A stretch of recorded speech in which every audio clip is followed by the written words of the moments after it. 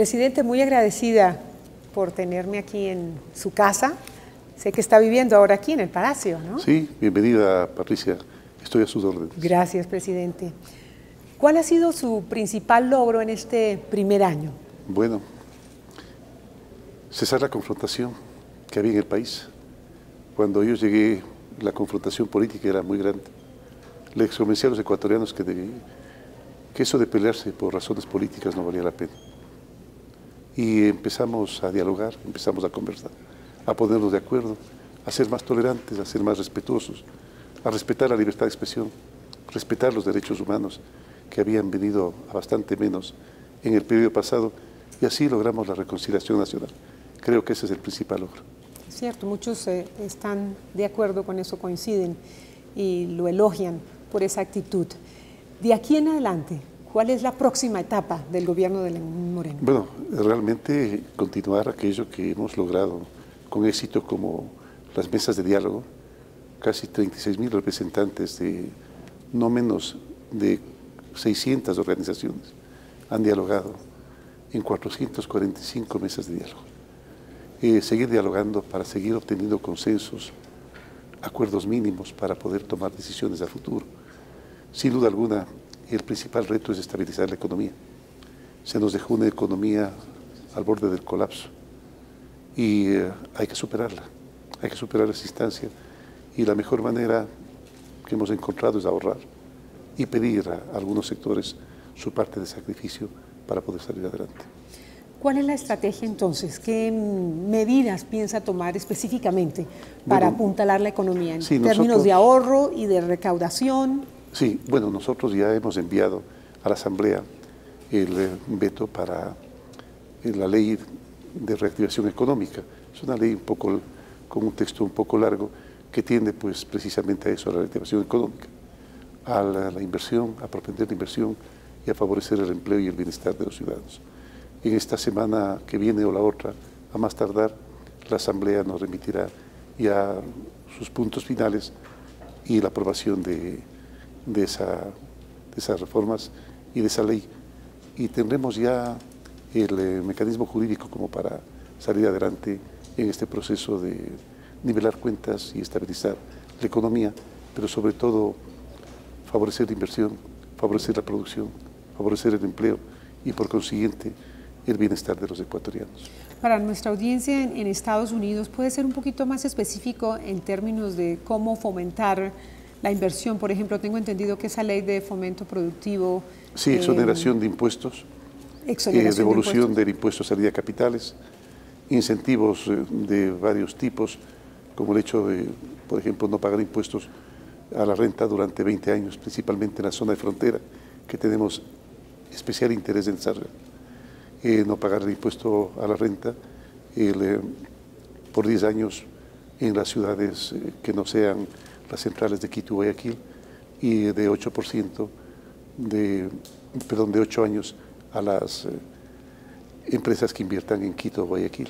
Entonces creemos que eso, más un alcance que enviamos indicando de que se puede arbitrar, ya sea desde Chile, ya sea desde la Cámara de Comercio de París o desde las Naciones Unidas, creo que van a dar bastante seriedad y bastante ánimo para que la gente y las empresas decidan invertir en Ecuador. ¿Habrá seguridad jurídica? Porque ese era un gran cuestionamiento. Sí. Seguro que sí, nosotros hemos manifestado, así lo dije en una conferencia a los empresarios en Madrid, que va a haber absoluta seguridad jurídica, que tengan la certeza de que vamos a respetar las condiciones y sobre todo vamos a siempre a favorecer la productividad, que les vaya bien a las empresas, porque si les va bien a las empresas, le va bien al Ecuador también. ¿Y esos los mismos términos para las empresas nacionales que extranjeras? Sí, así es, exactamente los mismos términos. Presidente, y en términos de ahorro, ¿qué entidades van a desaparecer? ¿Qué entidades del Estado? Bueno, ya desaparecimos los ministerios coordinadores, establecimos una rebaja del 10% en los sueldos del nivel jerárquico superior. Estamos vendiendo los bienes del Estado, hemos avanzado muchísimo en aquello. Hay empresas que se van a vender o se van a concesionar. Las empresas que que han sido productivas, pues mantenerlas o concesionarlas para obtener mejores condiciones para el Ecuador. Ese es el propósito. Nómbrame algunas de esas empresas. Por ejemplo, Correos del Estado, por ejemplo, el TAME, que es la empresa transportadora aérea del Ecuador, por darle dos ejemplos apenas. Fabreg, que es una empresa de fabricación de uniformes militares y policiales, también es una empresa que se puede concesionar. En materia de hidrocarburos, ¿también se va a hacer la misma fórmula? Bueno, nosotros ¿De petróleos? No las vamos a concesionar, pero sí estamos estableciendo mejores condiciones para que las empresas que dejaron de invertir por las condiciones leoninas que se impuso en el periodo pasado, pues tengan la certeza de que van a poder ser productivas y no volverán a alejarse, seguirán produciendo aquí en Ecuador. ¿Va a haber aumento del IVA? No, por lo pronto no se ha pensado en aquello. Y hay quienes dicen que el gobierno también tiene pensado ahorrar en muchos aspectos y para eso pues no solamente tiene que achicar el aparato estatal, sino también tiene que obtener recursos para pagar, por ejemplo, la deuda, que el país se tiene que endeudar. Sí. ¿Tiene planes de pedir más plata prestada? Sí, la idea es ir disminuyendo el nivel de endeudamiento del país. Durante los 3 años subsiguientes esperamos entregar al país con una deuda que pueda ser sostenible en función del Producto Interno Bruto. A nosotros se nos entregó un país completamente endeudado. Ni siquiera era solo cuestión de la deuda, era cuestión de que habían deudas escondidas y que se las iba descubriendo día a día. Poner en orden la casa ha resultado bastante difícil, pero estamos logrando. ¿Y a quién le van a pedir plata prestada, presidente? Bueno, el Fondo Monetario Internacional está haciendo el arqueo de las empresas sobre las cuales nosotros podemos establecer el endeudamiento que nos pueden proporcionar ellos. Acudiremos también pues, a la emisión de bonos, es decir, a todas las instancias que sea posible. Entendemos también que habrá alguna posibilidad de mejorar las condiciones de la deuda que tenemos con la República de China, a la cual debemos una buena cantidad de dinero, y así pues, a buscar el dinero en el mercado para poder satisfacer nuestra necesidad de financiamiento para el desarrollo. Y en términos de ahorros, ¿se ha pensado en suspender, cancelar algunos subsidios? Se habla de que los subsidios a la gasolina, por ejemplo, está contemplado.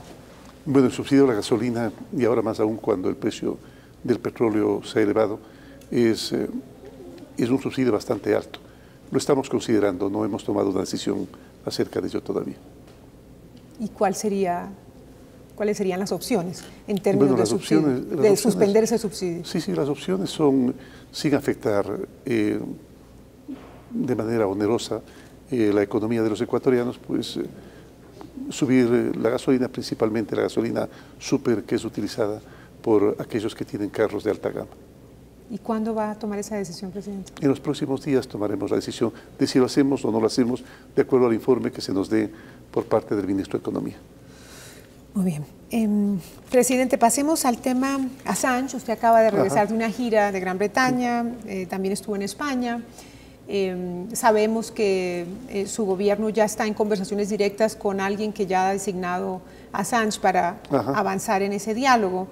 Y también ha dicho usted que están en conversaciones con el Reino Unido. Quisiera preguntarle específicamente cuáles son las opciones que están manejando para que Julian Assange salga de la Embajada de Ecuador en Londres. Bueno, quisiera recordarle, Patricia, y al público, de que es un problema que lo heredamos. El señor Assange tiene problemas con la justicia inglesa, con la justicia de los Estados Unidos. Nuestra principal preocupación ha sido proteger su integridad, sus derechos humanos y fundamentalmente su vida. Recuerde usted que el Ecuador no tiene pena de muerte y nosotros seríamos incapaces de entregar al señor Assange a un país donde pueda ser condenado a pena de muerte. Estamos conversando con el gobierno inglés para ver en qué condiciones se permitiría la salida del señor Assange. Recuerde que el señor Assange incumplió una medida de presentarse y tendría que, sin duda, tener una condena de unos entre 3 y 6 meses, se me ha dicho, por este no acudir a la demanda de la justicia para que se presente, a la justicia inglesa para que se presente. Nosotros hemos puesto una condición, que se respete su vida y que no se lo extradite a un sitio donde pueda correr peligro su vida. Esas han sido las condiciones. Estamos conversando con la Procuraduría Jurídica del señor Assange para ver en qué condiciones lo podríamos hacer. Es violatorio a los derechos humanos de una persona que pase encerrado en una embajada por tanto tiempo. Es por eso que es importante encontrar una salida, son 6 años, encontrar una salida que sea conveniente para el señor Assange, para el gobierno ecuatoriano y para el gobierno inglés. ¿Y el gobierno británico le puede dar la garantía a Ecuador de que no será extraditado, por ejemplo, a Estados Unidos, donde existe la pena de muerte? Las leyes inglesas así lo determinan. Ellos no pueden extraditar a un ciudadano, quien quiera que sea, a un sitio donde corra peligro su vida. ¿Y Assange estaría dispuesto a someterse a prisión para pagar esa pena? Yo no he conversado con el señor Assange, no le conozco, nunca he hablado con él, pero de todas formas tengo entendido que preferiría una condición de libertad aún a sabiendas de que puede tener unos 3 o 6 meses de cárcel en Inglaterra. Creo que es una decisión que debe tomarla él. ¿Y en cuánto tiempo cree usted que se va a solucionar esto? Pues un poco difícil decirlo, porque no depende únicamente de nosotros, depende también del gobierno inglés, depende de la Procuraduría Jurídica del señor Assange y depende de la decisión que tome el señor Assange. ¿Y Assange no será expulsado entonces de la embajada, o sí? Al señor Assange le hemos puesto una condición, que deje de intervenir en la política, en la economía, en la libre determinación que tiene cada uno de los pueblos y principalmente los países amigos. De lo contrario, tomaremos una decisión. ¿Qué podría ser la expulsión? A su debido momento lo anunciaremos. ¿Y lo sigue haciendo? ¿Sigue interviniendo en asuntos internos de otros países? países? De lo que tengo entendido, no. Lucha contra la corrupción, presidente. Usted ha dicho que se hará una cirugía mayor para combatir, acabar con la corrupción, pero muchos creen que se ha quedado corto, que lo que se ha hecho no es suficiente. ¿Qué les responde? Como en este tiempo de transparencia, de total transparencia, porque esa es la disposición que ha emanado del Ejecutivo, que haya total transparencia en absolutamente todas las acciones y procesos del Estado. En este tiempo de transparencia, además de autonomía de las funciones. Ahora las funciones de control tienen total autonomía con respecto al gobierno. No ocurría así lastimosamente en la década pasada. Como no ha ocurrido nunca en la historia antes, hay un vicepresidente que se encuentra en la cárcel. Hay varios exministros y funcionarios que se encuentran en la cárcel y otros que andan fugados. Y recuerdo usted que además el expresidente de la República, Rafael Correa, está citado a rendir cuentas ante la justicia por un caso del secuestro al señor Fernando Balda, y en este momento está con orden de prisión. Es decir, si es que eso no da la pauta de que hemos comenzado con buen paso a ejercer aquello que nosotros ofrecimos, total autonomía y total independencia de las funciones del Estado, pues no entiendo. Hay una cirugía, pero todo tiene su tiempo y todo tiene su orden y sus procesos. No es que uno puede entrar y meter a la cárcel a la gente. No es que uno puede entrar y recuperar el dinero. Hay que ver qué entidad internacional nos puede ayudar a detectar la ruta de ese dinero. Tenemos varias sospechas y estamos trabajando en ello. ¿Y con qué entidades están trabajando? Yo preferiría guardar la reserva por ellos y por nosotros. Presidente, ¿usted ve a Rafael Correa preso en Ecuador? No es un problema mío, es un problema de la justicia. De todas formas, mi sugerencia al expresidente sería que asista al llamado de la justicia, que ahora sí es independiente, que ahora sí es autónoma y que deje de encontrar pretextos fuera del país y deje de avergonzar a sus partidarios, que todavía le quedan algunos, que se deben de sentir muy incómodos con un presidente que manifestaba siempre que aquellos que se encontraban fuera deberían venir a rendir cuentas a la justicia y que no lo esté haciendo. Una parte de la comicidad es el ridículo. El ridículo no es sino cuando una persona se le sorprende siendo o haciendo algo que él ha dicho que no lo va a hacer o que no va a hacer nunca. ¿Pero se lo imagina? ¿Se lo imagina preso en su país? Vargas Vigla, un escritor colombiano que usted seguramente debe conocer, decía que una persona se recupera de todo menos del ridículo. No sé si lo añora, pero ¿se lo imagina preso en su país, cumpliendo ante la justicia que lo requiere? Mire, en verdad, si usted quiere conocer qué es lo que desearía yo, a mí me gustaría que no vaya preso, que sea inocente, porque me es bastante incómodo saber que fui vicepresidente y permanecí como integrante de un movimiento político que tenía una persona que lastimosamente entre cortinas estaba comportándose de otra manera a la que decía ante el público. Parece que hubo una corrupción bastante generalizada a modo de una logia que lo escondía todo y que nosotros, y hay que reconocerlo, no tuvimos la suficiente curiosidad de investigar acerca de ello en su debido momento. Muchos dicen que usted debería hacer una autocrítica mucho mayor porque usted convivió en medio de ese gobierno, fue partícipe de ese Patricia, gobierno. todos los días me la hago, todos los días me la hago. A mí me encargaron tareas sociales y las cumplí a cabalidad. Y cumplimos tanto a cabalidad esta tarea que inclusive los programas que desarrollamos son un referente internacional y que permitieron inclusive que el secretario general de Naciones Unidas me designara su enviado especial para el tema de discapacidad. Pero sí, una autocrítica bastante grande de haber creído a pie juntillas aquello que se nos manifestaba con respecto a la integridad, con respecto al gobierno más honesto de la historia y no haber hecho una investigación más profunda acerca de temas económicos en los cuales verdaderamente, para los cuales no soy muy afecto, se lo digo con toda sinceridad.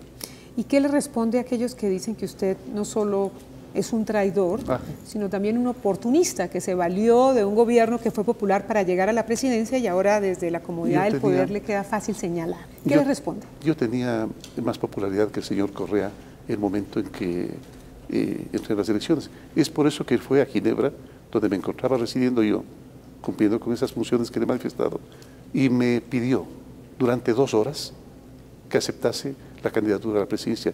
Yo me había negado permanentemente a hacerlo. Me convenció diciendo que es importante que alguien siguiera con el proceso y que se podía perder el proceso de revolución ciudadana. Y la verdad es que se lo creí. La verdad es que se lo creí, inclusive cuando me manifestó que dejaba la mesa servida en temas económicos. Vean, no solamente que no había la mesa servida, hasta la mesa había desaparecido. Y con respecto al término de traidor, si usted ingresa a una institución en la que no conoce que sus directivos están realizando actos dolosos y luego lo denuncia, ¿es una traición? ¿Con quién es la lealtad? ¿Es con una persona? ¿Es con un grupo de matones y a lo mejor delincuentes? ¿O es una lealtad con el pueblo ecuatoriano y con los principios? Yo escogí la lealtad para aquí. Y él dice que lo he defraudado. Y yo le manifiesto que me alegro mucho de haberlo defraudado. ¿Por qué se alegra tanto? Me alegro porque él, cuando me dijo que yo debía cuidar a los compañeros, yo entendí que era contra aquellas que querían venganza y no justicia. Pero la realidad resultó totalmente diferente. Ahora voy a avanzar en el tema de política exterior, pero quiero regresar al tema de corrupción porque hay 2 temas puntuales que le interesan mucho a los ecuatorianos. El tema de política exterior, ya para terminar esta primera parte, presidente, usted se ha distanciado un poco de esa gestión del socialismo del siglo XXI que recorrió a toda América Latina y que ha tenido un balance nefasto, con escándalos de corrupción, con desgobierno, con crisis económicas, con persecución, con abusos a los derechos humanos. Y muchos piensan que usted es el rostro de esa nueva izquierda. ¿Cuál es el futuro de la izquierda en América Latina? Qué pena por Latinoamérica, qué pena por Ecuador, que se perdió una inmensa oportunidad de salir adelante. Se llamó revolución, se llamó socialismo en el siglo XXI.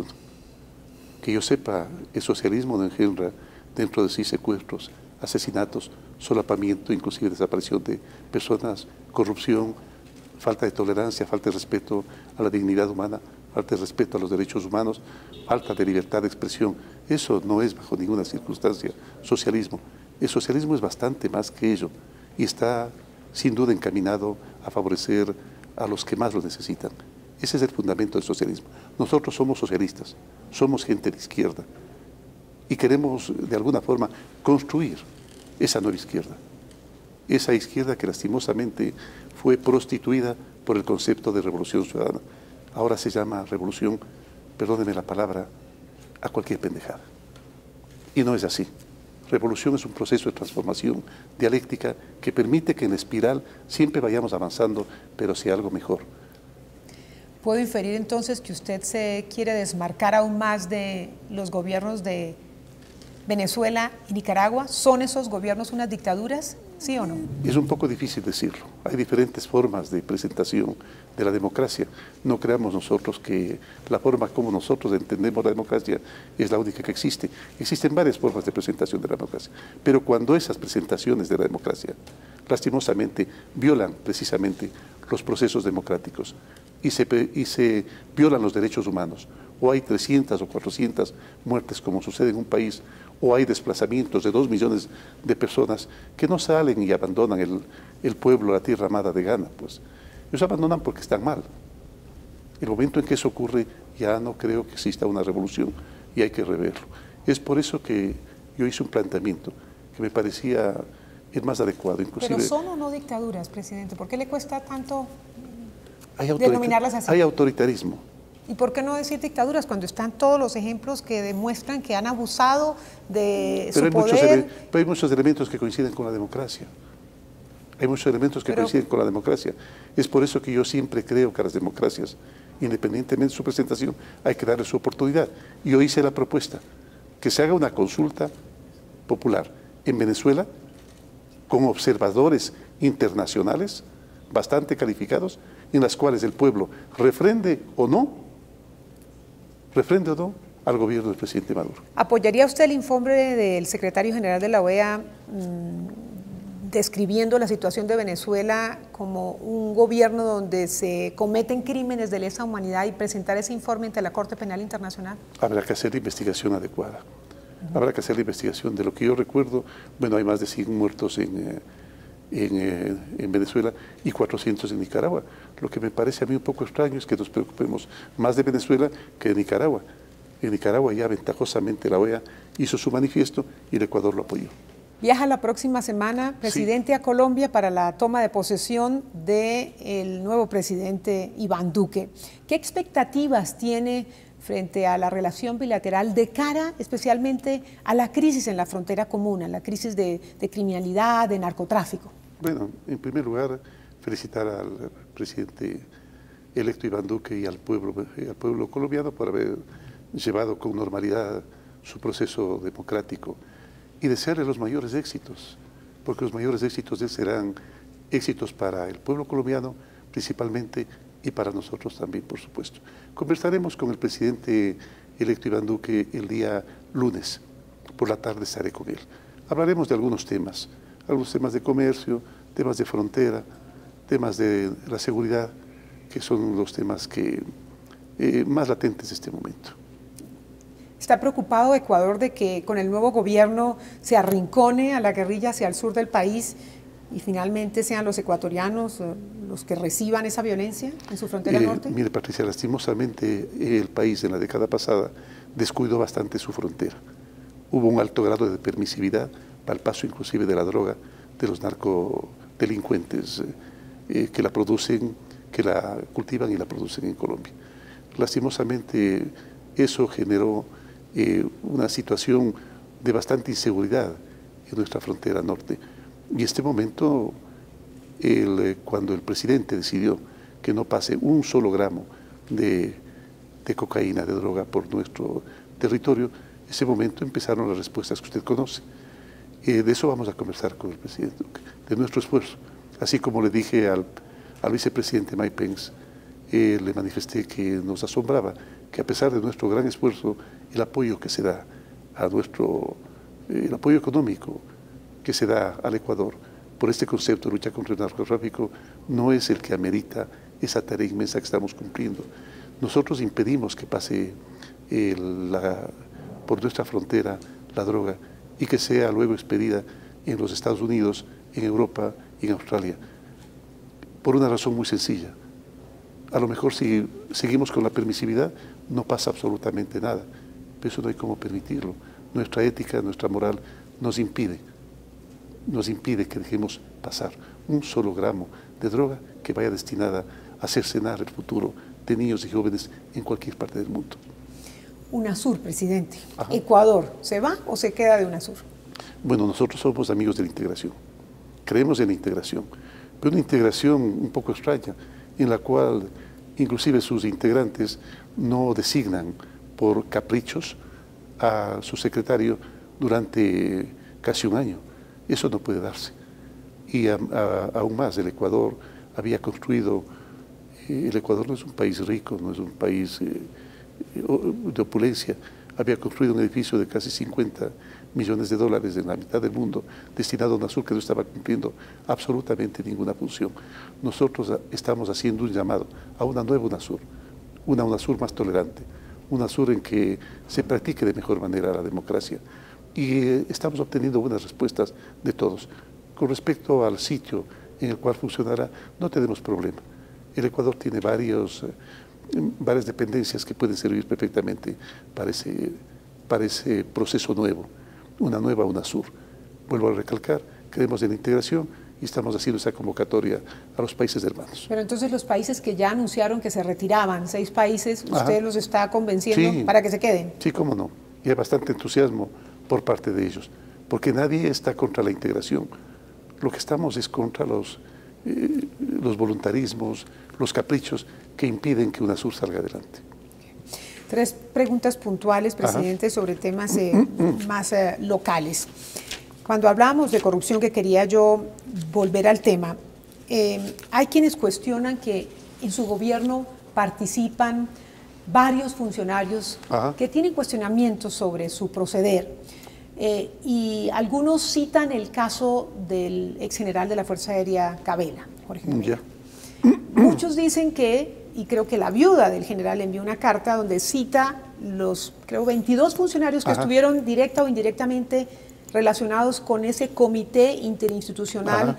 que investigaba el crimen del ex general Gabela, que fue asesinado por denunciar irregularidades en la adquisición de unos helicópteros, algunos de los cuales se accidentaron.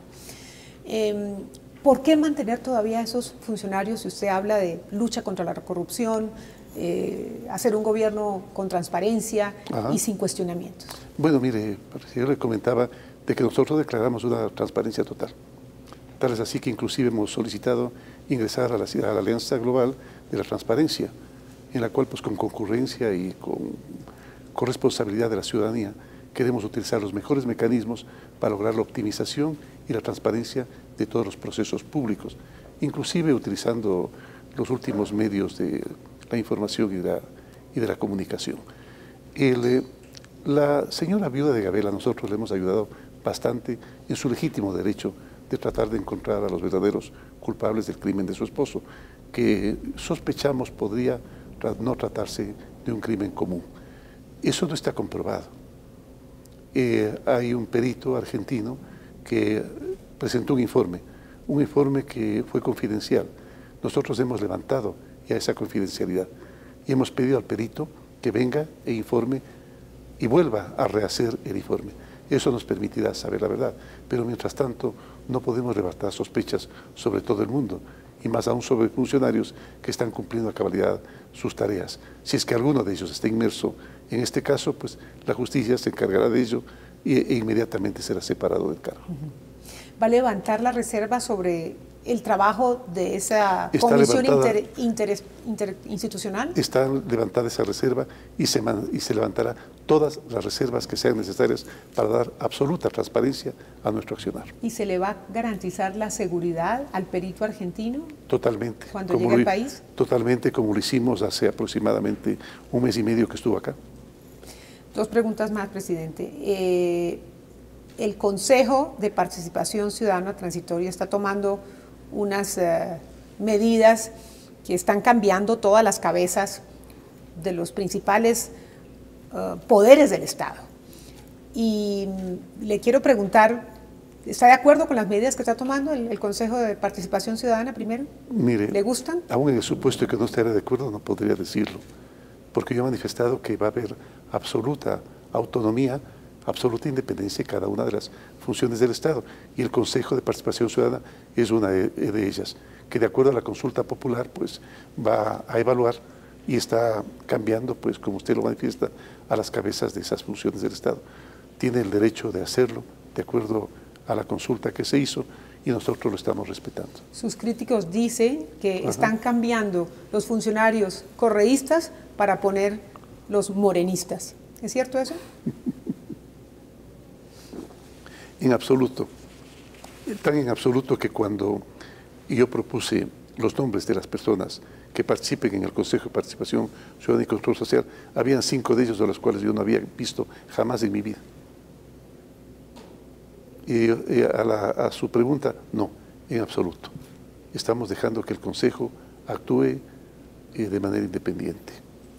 Presidente, la investigación sobre el uso del avión presidencial, sobre los vuelos del avión presidencial durante la época correísta, ¿le genera sospechas estos destinos en vuelos donde no había pasajeros, solamente los tripulantes? Será la justicia la que lo determine, pero la información que tenemos, porque también se ha levantado la información en este tiempo de nueva transparencia y de verdadera transparencia, hay ciertos vuelos un tanto sospechosos en los cuales prácticamente había solo tripulación y no habían pasajeros, y que tenían como destino ciertos países que también están determinados como paraísos fiscales.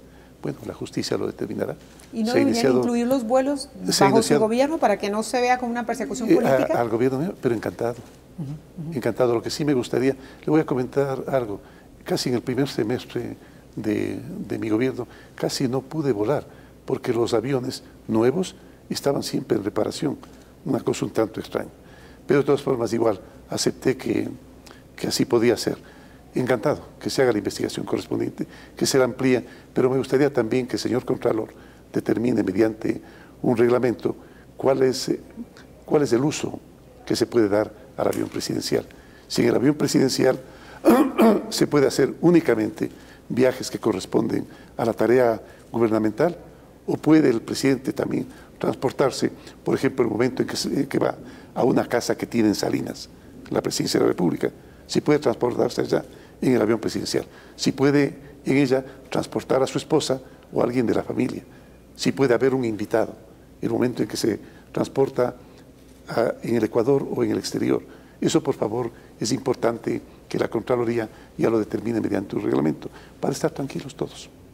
Y por último, presidente, ¿cómo se siente políticamente? Algunos piensan que hay cierta debilidad en un país donde Alianza País lo dominaba todo, y ahora esa agrupación política está fragmentada, los que apoyan al expresidente Correa, los que lo apoyan a usted, y que pues usted tiene que ir pisando un poco como sobre huevos de cara a unas elecciones municipales del año entrante, que pues obviamente está en juego también su prestigio político. No, sí, mire, un tanto el prestigio político no me interesa. No se olvide usted que Jesucristo, el momento en que Pilatos puso en consideración del pueblo si es que lo condenaban a él o a Barrabás, la gente escogió por Barrabás. Uno lo que tiene que estar seguro es que está actuando de acuerdo a su ética, de acuerdo a la moral y de acuerdo a los principios, nada más. Lo demás vendrá por añadidura. A mí no me preocupa la diversidad. A mí no me preocupa que estén fraccionados los esquemas de poder dentro de un país. Esa es la democracia. Así funciona la democracia. La democracia no puede ser el poder absoluto en una persona o en un partido de gobierno. La democracia es diversidad y hay que aprender a respetar y amar la diversidad. La diversidad hay que amarla, hay que disfrutarla, no hay que padecerla. Y no sé si para terminar tenga un mensaje para sus compatriotas ecuatorianos que viven bajo el gobierno de Donald Trump. Nuestro abrazo cariñoso siempre a la gran cantidad de compatriotas que hay en Estados Unidos. que sepan que nosotros estaremos de manera permanente, como lo hacemos mediante nuestras delegaciones, embajadas y consulados, defendiendo sus derechos, defendiendo los derechos de nuestros queridos migrantes. La política Trump no es la política que nosotros consideramos más adecuada para el tratamiento de los migrantes, pero estaremos prestos a defender los derechos de ellos. Muchísimas gracias, señor presidente. A usted, Patricia. Gracias. Gracias por atenderme.